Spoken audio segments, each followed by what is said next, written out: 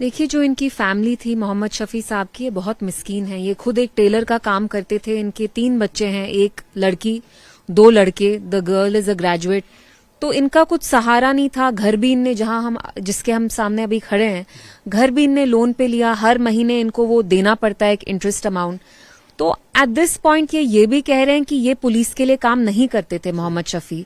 ये एक टेलर थे और इनका अपना प्राइवेट, ये जो भी कमाते थे रात में आके उसका खाना खाते थे। तो इनका फैमिली का ये कहना है कि उनको उठाया गया, पुलिस ने उठाया, फिर वहां थाने में रखा। अनफॉर्चुनेटली जब पूरा वहां एक्सप्लोजन हुआ नौगाम पुलिस थाने में, ही ऑल्सो पास्ट अवे।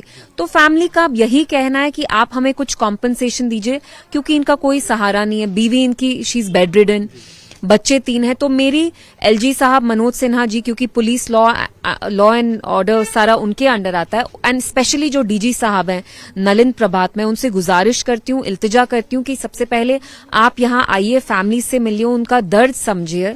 इनकी कोई गलती भी नहीं थी। He just was involve in the cross roads of it, he just became a simple target, a victim. He came in the crossfire between, whatever happened there. तो मेरी यही request होगी नलिन साहब से, to take a compassionate view and family को कुछ compensation दिया जाए। देखिए, बहुत अफसोस की बात है, यहाँ मैं सियासत की बात नहीं करूंगी, लेकिन लोगों ने यहाँ जिस सरकार को चुना, एक जमात को दिया, तंजीम को लाया, इस भरोसे पे लाया, इस विश्वास पे लाया कि आप लोगों की हुकूक की लड़ाई नहीं, उनकी इज्जत के लिए आप लड़ाई करेंगे। अमन, शांति, इज्जत, जब इज्जत बहाल होती है तभी जिंदगी रहती है। लेकिन इट्स हाईली अनफॉर्चुनेट कि उमर साहब कुछ बोल ही नहीं रहे हैं।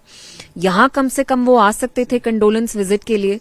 कोई भी सरकार से आया नहीं है, जो है लिप सर्विस ही है।